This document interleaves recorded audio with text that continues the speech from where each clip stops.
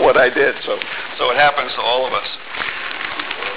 You know, there have been some things happening in the world recently that I think are kind of maybe help as a way to maybe at least introduce our readings today and the message I want to share with you some. I don't know, maybe if you heard what happened out over in Egypt last week and some of the things that the president of Egypt decreed. If it doesn't come right out and declare himself to be essentially a king, well, it got about as close to that as it could be without it actually happening. Of course, you all are probably aware of the so-called Arab Spring that happened last year, began a year ago last January, close to 2 years ago now, I guess. And how President Morsi was elected last June in what was supposed to be, I guess it was, some sort of a democratic election, but I went looking for his actual quote, obviously translated into English. I couldn't find the quote, but I did find this on the CNN website, where it says, Morsi declared that any laws or decrees he's made since he took office June 30th, and until a new constitution is put in place, are final and cannot be overturned or appealed, his spokesman said on State Front TV. In other words, Morsi said, if I say it, it's the law of the land, and you've got no say. Until this Constitution gets established, which he says they're working on. They've been working on it for 4 months, and he says they're going to take another 2 months to get it done. But you know how those things kind of maybe sometimes, occasionally just, well, they never get done. So essentially he has hadn't used this term per se, but he has declared himself king, at least for a little while. And as some commentators declare, say, once you get into a position like that, it's oftentimes it's hard to let go of it. But someone else, a constitutional lawyer here in America, actually lives here in Florida. Some of you may be familiar with Chris Ann Hall, who is a very conservative constitutional lawyer, was asked once recently, why does she refer to our president, President Obama, as King Barry? And this is what she wrote. She says, the president is constitutionally established office in which the president voluntarily submits to the limitation of the Constitution and is obligated to restrain his use of power to those delegated by the Constitution, those powers delegated by the Constitution, recognizing the rights of the people and the states as superior to those powers of the president. She says Obama does not recognize the Constitution or its limitations. He actually goes out of his way to defy them and therefore cannot be called a president. He operates entirely like a king, hence King Barry I. Now, you may not agree with that, and you might agree with that. Regardless, I just use it as an introduction to talk about this Sunday that we celebrate today, that we observe today, is Christ the King Sunday. So our lessons have to do with the kingship of God, and our songs as well about the kingship of God. It's the last Sunday in the liturgical year, liturgical season of Pentecost, or the season after Pentecost, or ordinary time. It's the last Sunday. Next Sunday you'll come in and we won't be in white. White is the color for Christ the King Sunday. You'll see blue around here. And that's, anybody remember why we're going to change next week? Advent. Yeah, we're going to start a new liturgical year. So in a way, as it's been said before, this is kind of like New Year's Eve for the church. And so we conclude the year with this Christ the King. You know, as a feast, that's not really a very old feast. It's relatively speaking, especially as you compare it to other feast days, it's relatively new.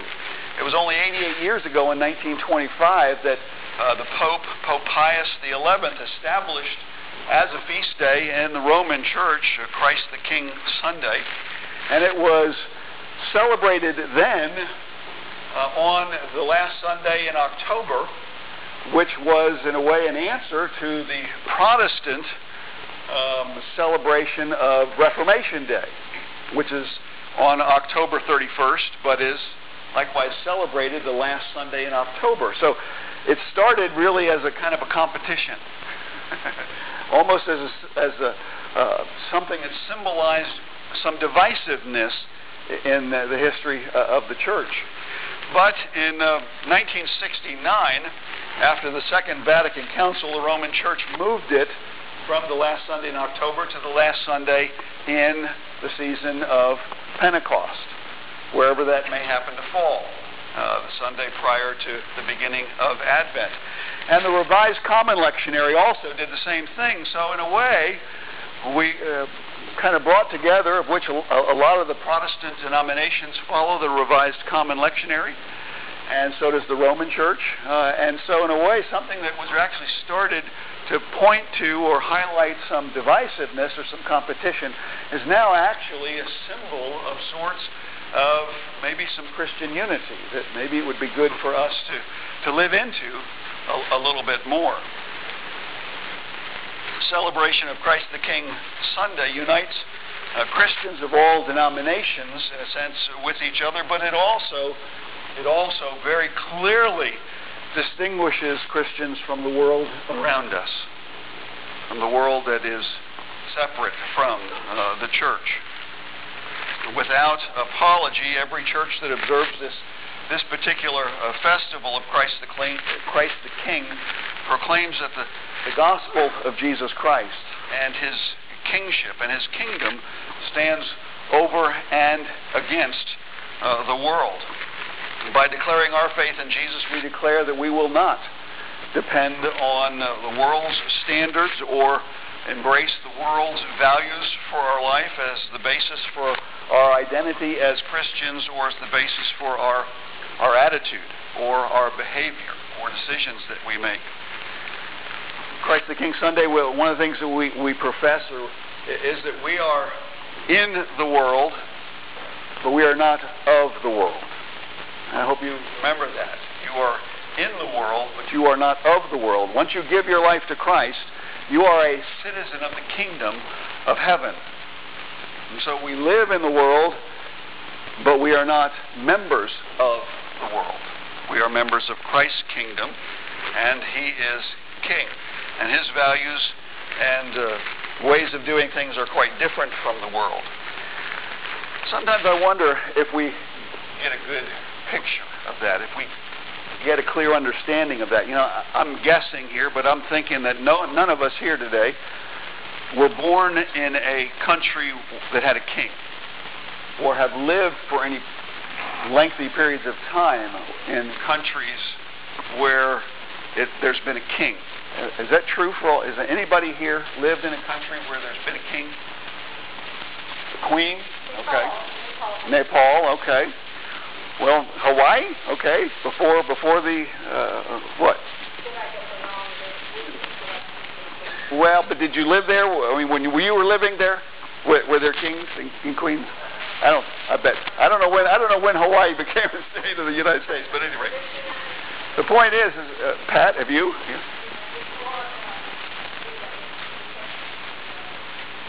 Under the British rule, okay. So under that, and in Denmark, okay.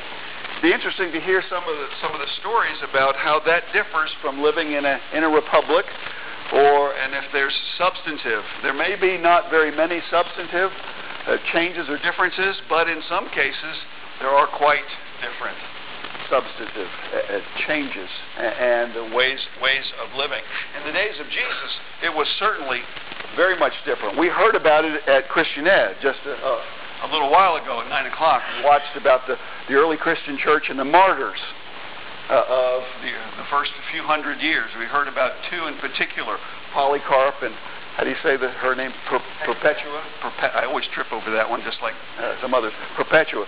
Two people that refused to deny their faith, and they were literally killed.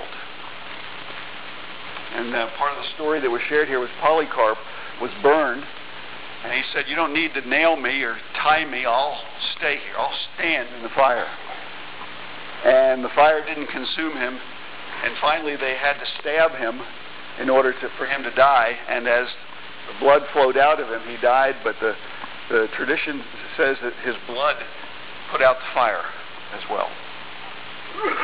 Anyway, do we understand fully about what it means to live under a king? And sometimes I think we don't really grasp it. I think it's hard for us. You know, this passage from the Gospel of John is during his interrogation. I'm sure you recognized it just a little while before his crucifixion. He's been brought in to be interrogated by Pilate, and Pilate says, "So you're the king of the Jews?" And Jesus says, "Well, you say I am." In a way, did Pilate really believe Jesus was king? Maybe he thought that, but in a real practical sense, it made no difference in the decisions of his life. It really didn't. In the end, he turned him over to be crucified. And sometimes I wonder if maybe that kind of thinking infiltrates oftentimes our kind of thinking, our thinking. If we're not careful, it could very well happen. Jesus said, "Well, you say I am a king," and so he was, in a sense, he was agreeing that what the question that Pilate had asked was actually true. How is it that we can grasp this a little bit more? I want to do a couple of things, and then I want to touch on a couple of words. Then I want to close the sermon with something, a presentation that maybe some of you have heard before, maybe not, but boy, it'll help us. It'll really help us. The first word I want to touch on a little bit more is the word servant. You know, Jesus said, if my kingdom's not of this world, if my kingdom was of this world, my servants would not let me be arrested. They would take action. He says, but my kingdom's not of this world. That term there, while the English word is servant, it comes from a word that means a little bit different from a lot of other places where the term is used. It means something where an individual is in a sense a servant, but where their dignity and some of their rights are maintained to them. Maybe not unlike the way we might think of the word an employee. In other words, when you work for somebody, I work for somebody, if he says, Andy, I want you to go serve in this store over here. Let's say I work for a retailer or something.